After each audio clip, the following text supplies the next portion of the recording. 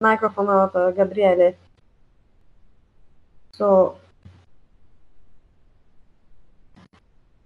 no, Okay. because there is a problem with the microphone of Gabriele, so he cannot connect. So I think it's better to wait a minute. Okay, in the meantime, maybe you can start introducing him to see who he is, what he does. Yes, okay, but he cannot. Okay, so good afternoon, everybody. Today, Gabriele Magna will talk us about part of his research. Gabriele gets his PhD in Central and Learning System Engineering at University of Rome Tor Vergata. He is now a junior researcher scientist at the Department of Chemical Science and Technology of University of Tor Vergata. His research activities are focused on fabrication and characterization of chemical sensors based on both organic and hybrid nanostructured materials, synthesis of chiral sensing film for sensor application, and development of multivariate and biosphered adaptive classification model.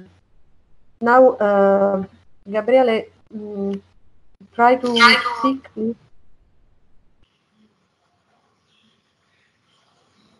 Because as soon as we solve this problem with microphone,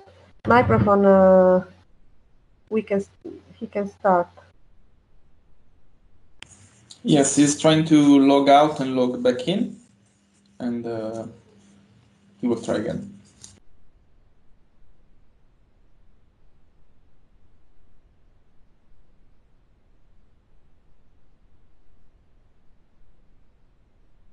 In the meantime, thank you for replying in such a high number to the poll I sent on the TMS group yesterday. So we are hearing you, so the next events will be considering your input. Thank you. And today you're a lot of people. We're 71, so I really hope that we can fix this problem. I think, Gabriele, we can see your microphone. Yeah. Hear me? Yeah, all good. We can hear you. Okay. Sorry for this problem. It's always like that. You try many times and you have to always work except for the when you need it. Okay, Il bello della diretta. Sì. Can I start with the presentation?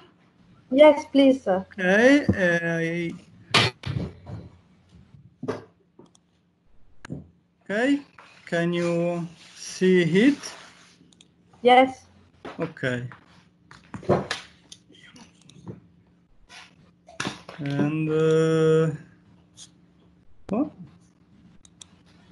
okay.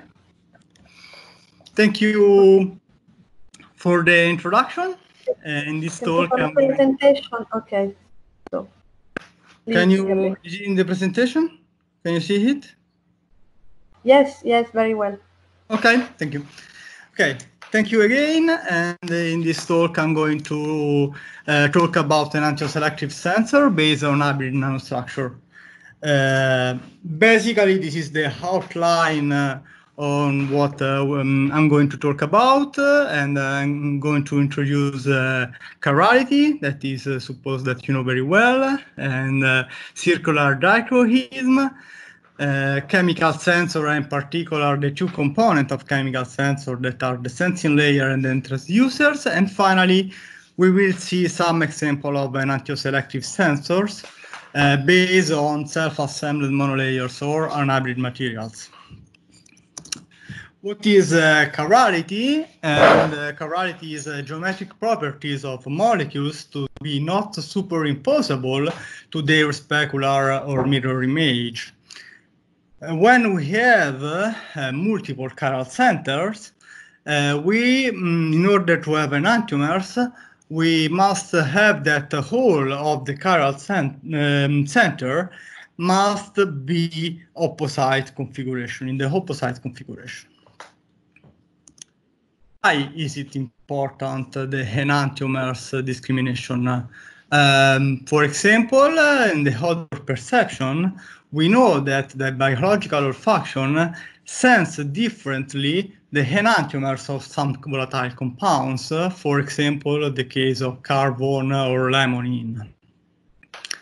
But probably most important, in case of drugs, we know that enantiomers can have different toxicity, and some enantiomer can have a benefic effect for the organism, whereas the other enantiomer can be toxic for our organism.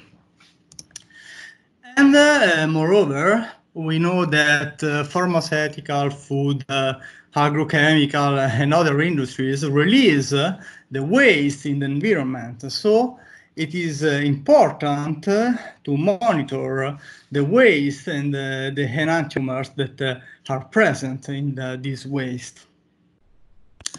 How is possible the enantiomer recognition? Basically, we have two different approaches or strategies.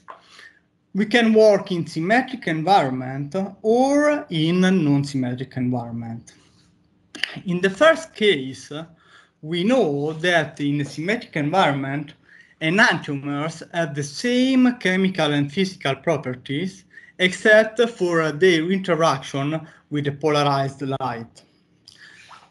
We know that unpolarized light propagation does not occur on a preferential plane. Otherwise, we can obtain polarized light when the propagation occurs along a preferential plane. Except for linear polarized light, we can also have circular polarization, and this can be obtained if we consider the propagation occurring along two perpendicular planes.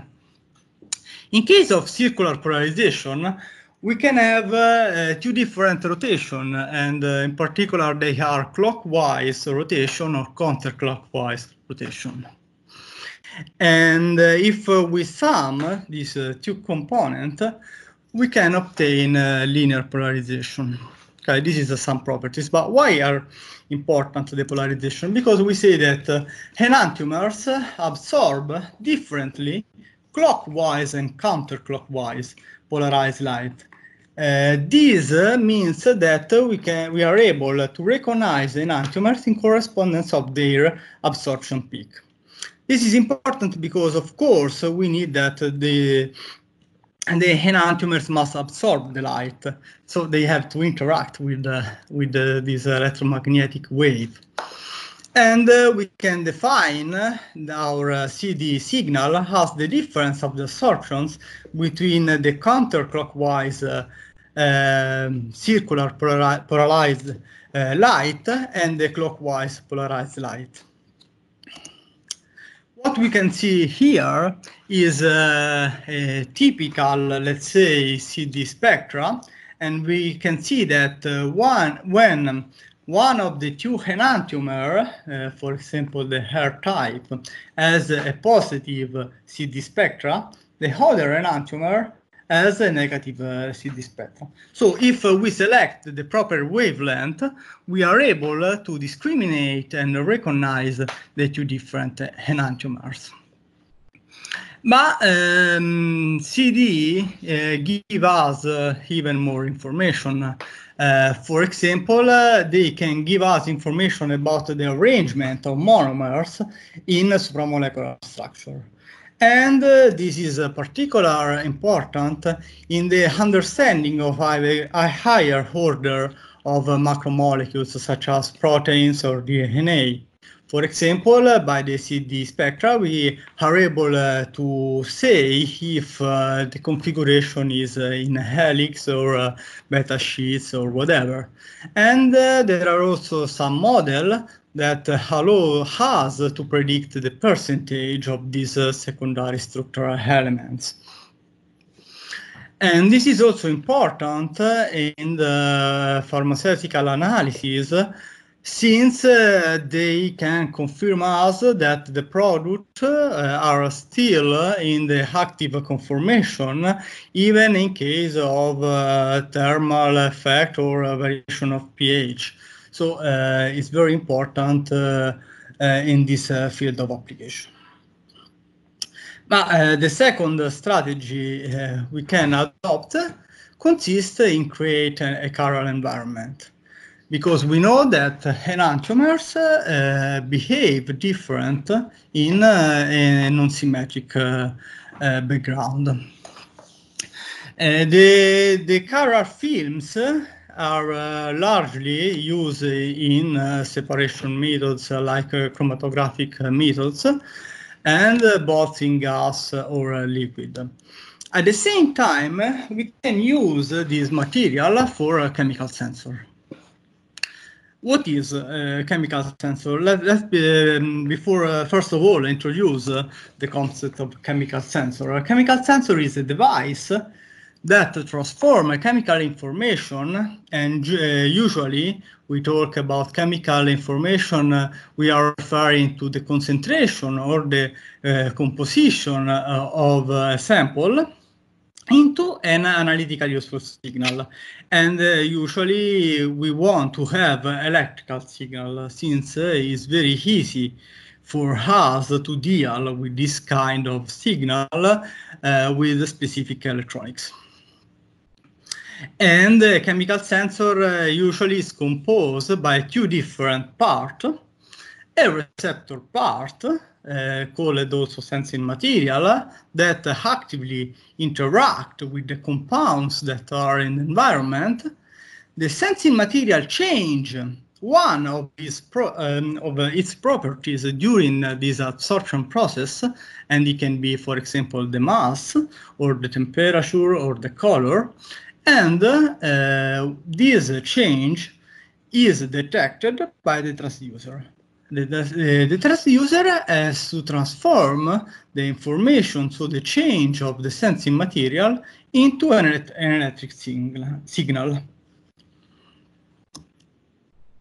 When we refer to a concentration in gas, usually we use as unit the ppm, part per million, and in case of vapor or gas, we define this unit as the ratio between the partial pressure of the analyte divided by the one atmosphere, that is the typical pressure of the atmosphere, of course, and then multiply this for 1 million.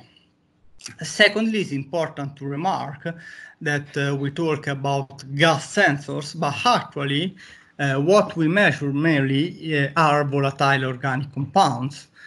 Volatile organic compounds are chemicals that usually at room temperature are liquid or solid, but they present a high saturated vapor pressure. So basically part of the molecules are able to go into the vapor form.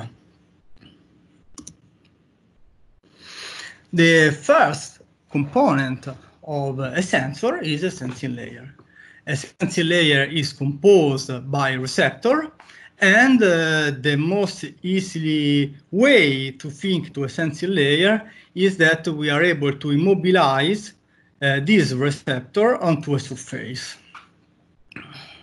When we have vapor or gas in the environment, they can interact with the receptor, and we have the bindings between the receptor and the volatile compounds. Of course, this is a dynamic process, so means that at equilibrium we have the same number of molecules that are absorbed and the same number of molecules that are desorbed. The characteristic curve of sensor, that is one of the most important curves of sensor, made in relationship the concentration of the analyte with the sensor response. In particular, generally we divided the region of characteristic curve in 3 different regions.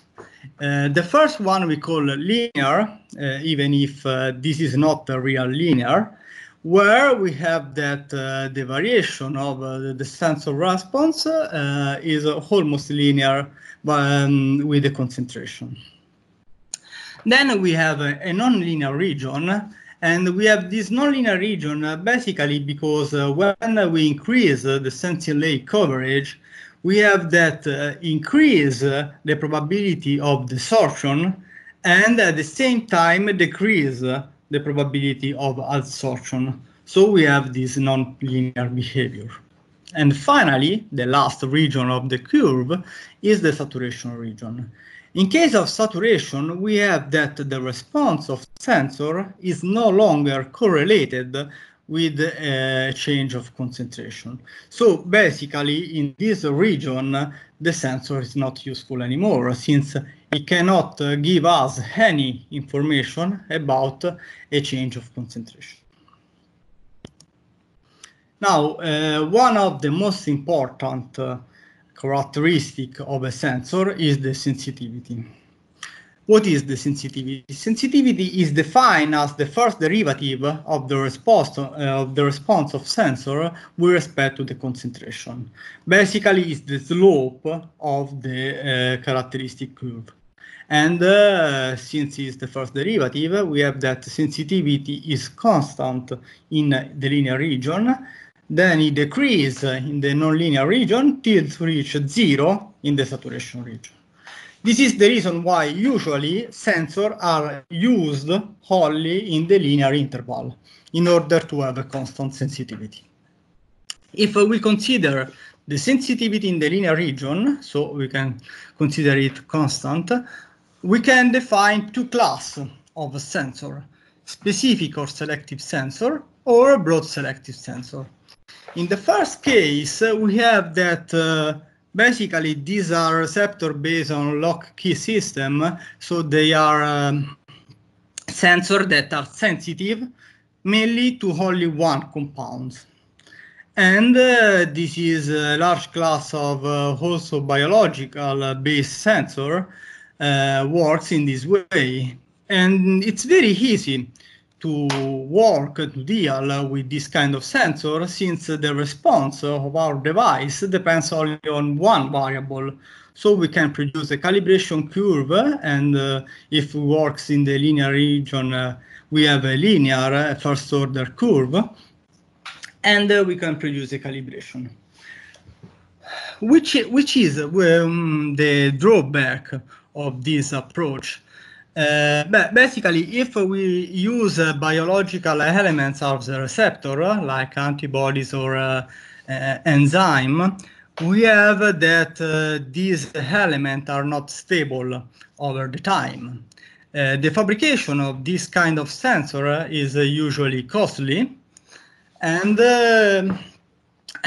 more in generally, the specific approach require one sensor for each analyte. So in case of complex metrics, so if we want to recognize more than one analyte, it can be more complicated, and mainly because we must know the target molecules. So we need the preliminary information about the task we are going to do. And this is something very far from the experience, for example, we have with olfaction and with the biological sensing. If we think to the different smells of aromas, we have that this the aroma usually are made by a large number of volatile compounds. For example, if we think to the aroma of coffee, we have more than 200 volatile compounds in coffee. If we want to recognize different aroma from the coffee with a specific sensor array, we need one sensor for each of these 200 compounds, and we have that this sensor must be specific for that volatile compound. So we must know all the volatile compounds that are released by the coffee, and this is very complex task. So the biological approach is completely different. It utilizes basically the broad selective sensor, since we have that this kind of sensor responds to a large class of compounds. We can see the response of each sensor like the sum of the response of all the volatile compounds that are released by the aroma. So if we have a different pattern of VOX, of volatile organic compounds, we can suppose to have a different pattern of response of our sensor. So we can discriminate the different aroma analyzing the pattern of our sensor. Of course, this is a very complex field, and it's not the aim of this talk about this, but I would like to give you some overview on this approach because it's very similar to the one of the biological olfaction. And now let's talk about the transducer, that is the second component of our gas sensor. We can have many different kind of transducers. Basically, they can be conductive, they can be temperature or whatever, but the most simple of them is probably the mass transducer. So they are able, mass sensor, to detect all the interaction that occurs between the receptor and the analyte. And secondly, this kind of sensor does not require that our receptor have some specific properties like conductivity, or, for example, to be colored, to be optically detected. One of the most used mass sensors are for sure the Quartz Microbalances. They are made by a slice of quartz, and this is a piezoelectric material embedded into two electrodes, usually made of gold. And we have that because of piezoelectricity, when we apply an alternated voltage to the electrodes, we can produce an oscillation of the quartz. When we load a mass onto this surface, the oscillation frequency changes, and in particular it decreases, and we have a Sauer-Bree equation that tells us that the relationship between the change of mass and the change of frequency is basically linear. So we have a linear sensor with a very high sensitivity in the order of almost 7 Hz for nanogram of material. And secondly, is very easy to deposit film onto quartz microbalances since the electrodes are made of gold. For example, one of the most easy way we can think we have to deposit material onto gold is the self-assembled monolayers. Basically, we have our sensing material that is made of 3 different groups: an anchor group, a spacer group, and the receptor. The anchor group allows to be anchored onto the gold surface. The spacer group, in some way, is important for the final organization of the receptor monolayers. And the receptor is the sensing part, so is the one that must be specific for the analyte. And we have basically 2 ways to produce this monolayer on the gold substrate. One is one step, where we directly make these compounds assembling onto the gold. And in the other approach, we first functionalize the surface of gold with the anchor group and the spacer, and after that we have a second reaction where the receptor is going to be linked to the spacer group. Obviously, if we want a non-symmetric environment, so a chiral sensing layer, our receptor must be chiral. how we can obtain this. This is an example that we did in our group utilizing two porphyrin. Basically, we connected these two porphyrin to a chiral center, and this chiral center has both the anchor group.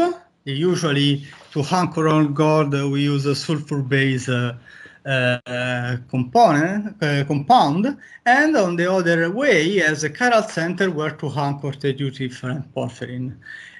We can obtain a diode in this way, and the aromatic center of the porphyrin provides sensing elements. So we have a sort of cavity where compounds can coordinate with the aromatic center of the two porphyrins, and where so the binding can occur.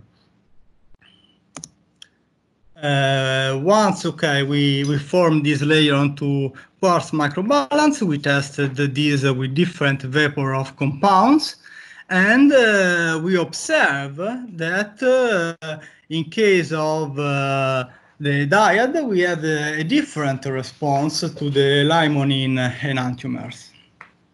In this graph, we are reporting the sensitivity, and so this also gives us the opportunity to define enantioselectivity.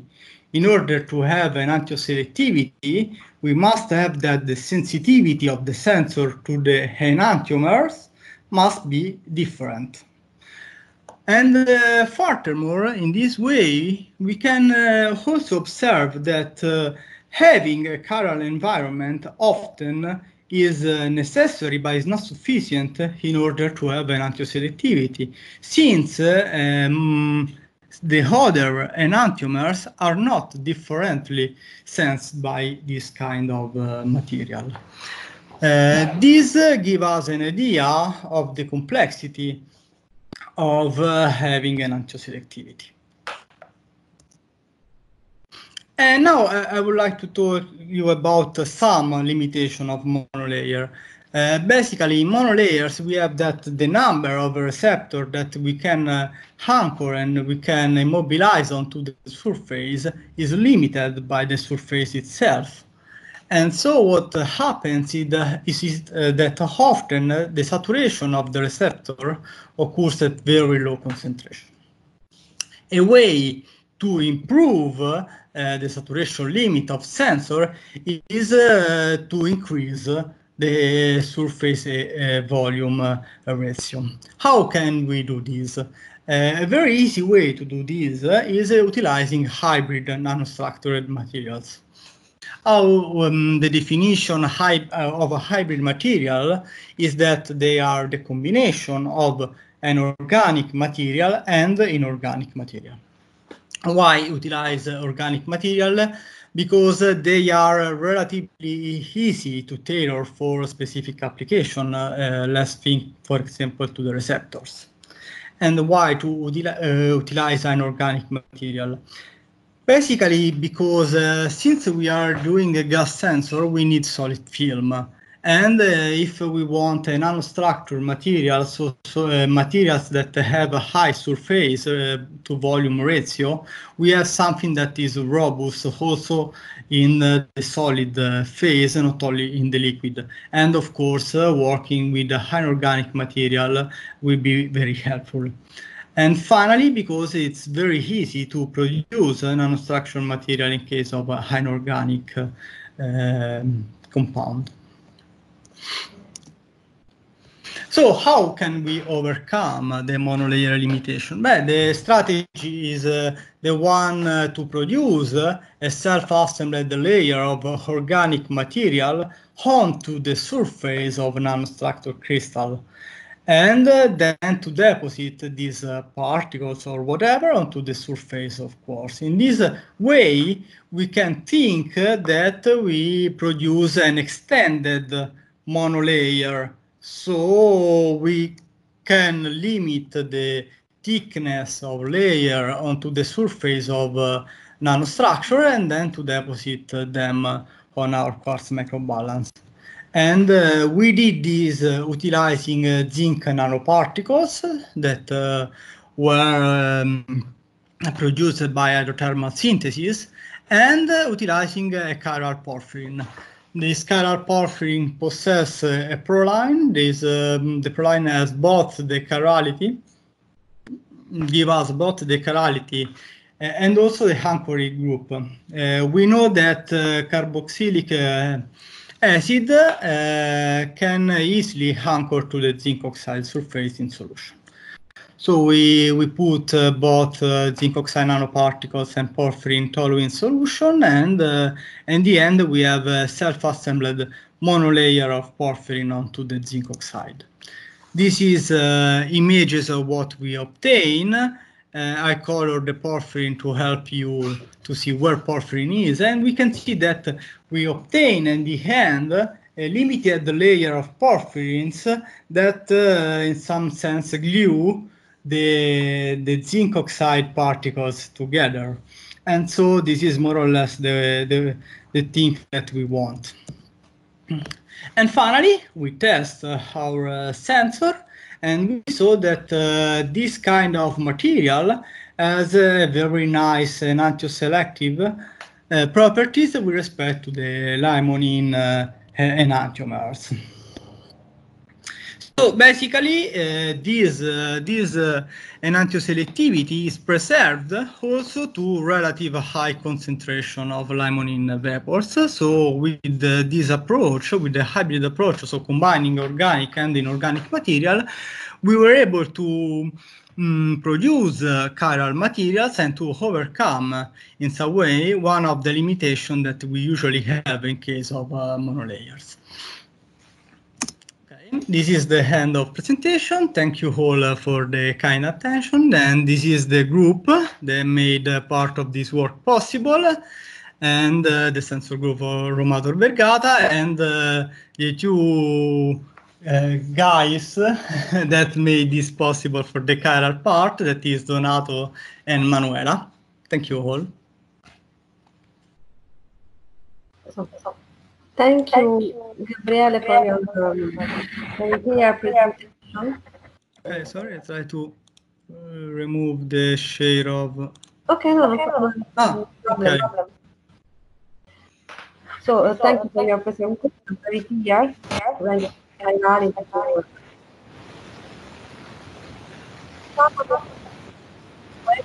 For curiosity, please write on the chat. I would like to ask you if there is an effect of temperature on the result of the analysis that you can make with these sensors. Yes, thank you for your question. Yes, of course, when we talk about chemical sensor, since we are working in the environmental, usually these systems are portable, so we cannot control the environment, so we have usually problem about temperature and humidity. These are the two main things that we have to take in consideration. In this case, temperature is very important because also the quartz can change its properties upon to the temperature, but in the limit that we have. So from the, let's say, 10 degree to 30 degree, these results are mostly uniform, also because we are not working with biological element, but with porphyrin, and in this case zinc oxide, and this kind of material are less sensitive to temperature variation. Okay, thank you. So there are two questions from the chat. One is from Marco. Can you create an handheld multiplexed sensor that can analyze more than one analyte? One using electricity as read out, the other using light emission? I imagine you wouldn't need high voltages, so you could make it portable for medical field work. This is a general question. Yeah, try to read it also from the. Allora, yeah, yes. Okay. Electricity has read out how they're using lighting. And the point of using, I think it was concerning using conductometric sensor. So basically measuring the resistance of the array rather than use mass or something else. If I correctly understand the question. That's correct, Marco said. Okay, let's consider that when we change the transducing mechanism, we are in some sense also changing what we are measuring. What I mean, when we use a mass transduction, we are able to detect all the kind of interaction that occur between our receptor and the analytes. I share again the screen. I don't know if... Yes. Okay, I'm okay. Now you should see the screen. Yes. If you talk about porphyrin, for example, porphyrin has many different interaction sites. While all the interaction undergoes between porphyrin and analytes are detected by a mass transducer, it's not true that a conductive transducing mechanism is able to detect all of these interactions. So first of all, to do what the question say, we have to be sure that we are able to differentiate the enantiomers and the response to enantiomers also in case of this kind of transduction mechanism. But it's surely true that usually if we have resistance-based sensor, they can be portable and they can be integrated much more easy into portable device. I think that this was more or less the question. Let's consider that in Tor Vergata, nevertheless, we have a portable system that is able to measure the change of frequency up to 12 quartz microbalance at the same time. And we use this as electronic nodes. So medical application can be also be performed with this system and quartz microbalance. Okay, thank you. There are two other questions from the chat. Okay. So from Professor Telli. Assuming we know the receptor, could we consider a specific sensor detector layer to measure the amount of virus in the air? Of course, I'm thinking to the coronavirus, to understand if a certain environment is contaminated. No, that's very interesting. And of course, if we are able to immobilize the antibodies on the course, we should be able, in principle, to detect coronavirus on the air. But we have to take in consideration two main aspects. One that is in vitro, and even if this is not neither in vitro, but is in solid, properties of this kind of antibodies is greatly different from the in vivo. So we are not sure that the antibodies, once we remove from liquid and anchor or immobilize on quartz microbalance, have the same properties as in vivo. And secondly is the interference. So we don't know that like humidity or can in some sense interfere with the sensing mechanism. Nevertheless, this is an approach that is used mainly for biosensors. And this can be also, okay, I did not say this, but this kind of sensor can be also used in liquid. So if we think to the sample like saliva or whatever, we can use also in that case. Okay, thank you. Another question from Ayuna. Can this sensor be used for other applications, for example, in a similar way to smoke or carbon monoxide detectors? Yes, yeah. In chemical, the classic chemical sensor are okay. Smoke detectors actually are optical sensor. They are infrared. When you have particles, like in the smoke, you have that the absorbance in that region change, and they are. But one of the classical chemical sensor is the alcohol, the one that measures the alcohol on the breath. So when they want to see how much someone drink or the concentration of alcohol in the blood, you can also do that measuring the concentration of alcohol in the breath. And okay, of course, this is one of the applications in the field of medical application. We have that mostly what we have in the blood, we can find them in the breath. So we can use this kind of sensor also for medical investigations. Okay, thank you. Another question from Marco. Biologists spend a lot of money on ELISA assays to detect proteins, but even smaller molecules such as steroid hormones. So the sensor you showed seems reversible. Could you make a reversible absorption assay for proteins based on one of the methods you showed? Yeah, this is a very interesting question because the point is that, and this is one limitation of chemical sensor in general, in order to have a specific interaction, we have also that we have a strong interaction between a receptor and analyte. So we are not able to remove the analyte, and so they are disposable. In case of a reversible interaction, we have that we are able to use our sensor more than one time. At the same time, they are not so specific as the receptor we can obtain utilizing a biological element.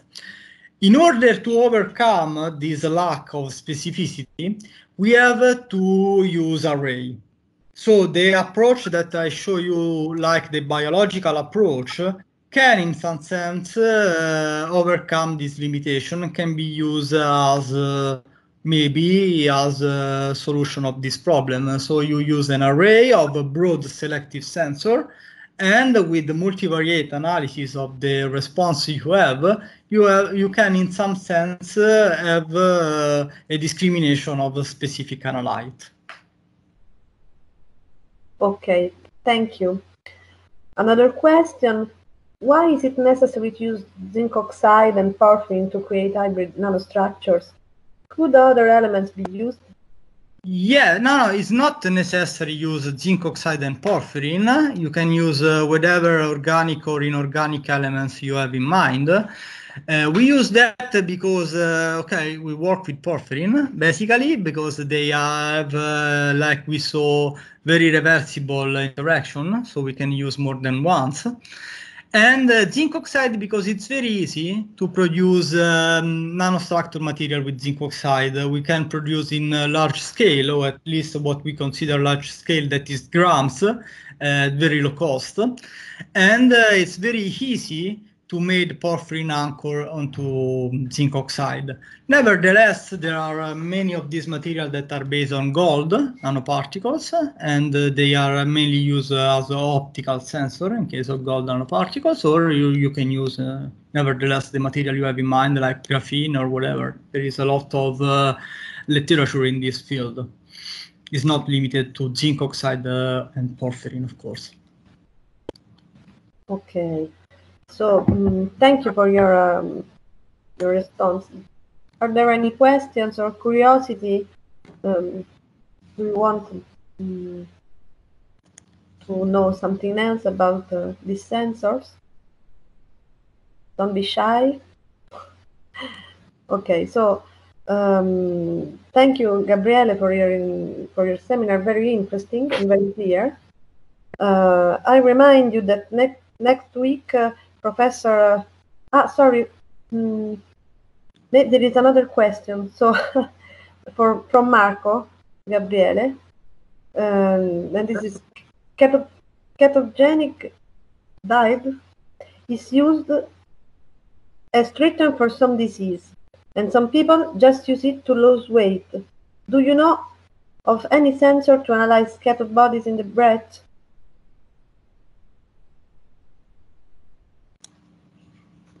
Okay. Yeah. Yes. I think also with the electronic nose we have in Tor Vergata, we measure the production of ketones in the breath, and it can be surely used for this kind of application. It's very easy, and it's also because I think these volatile organic compounds are produced also in relative high concentration, so it's quite easy to do that kind of experiment. They also measure, for example, pulmonary disease and something else, so Okay. they work, or tumors, they work a lot on this kind of application. Okay, another question, technical, as defined by Meckling. What is the lifetime of this sensor? Do they need any particular maintenance? Okay, concerning this, let's say that if we talk on the hybrid, basically you can use them for years. You have just to keep in mind that usually we use, I did not say this, the protocol of measurements, but we use a cleaning phase. So we made like dry hair flux in order to clean and wash the sensor for a while, and after that you can use to measure what you want. So if you altern cleaning phase and absorption phase, you basically can use them for years without any problem. Of course, if you store at room temperature. Okay, thank you. Any other question? The last minute? A last minute question? No. So, thank you again, Gabriele. Thank you again. Yes, thanks from the chat for your seminar. Very interesting, very clear. I remember to all of you that next week there will be the seminar of Professor Tarallo that will talk us about polymers, a quick glance on structure, properties, and fate. So we hope to see you next week, and you can visit also the YouTube channel of TMS, where are posted the videos of the seminar of today and the other seminars. So thank you, everybody, and see you on next week. Thank you all and the organizer for this opportunity. Thank you. Goodbye.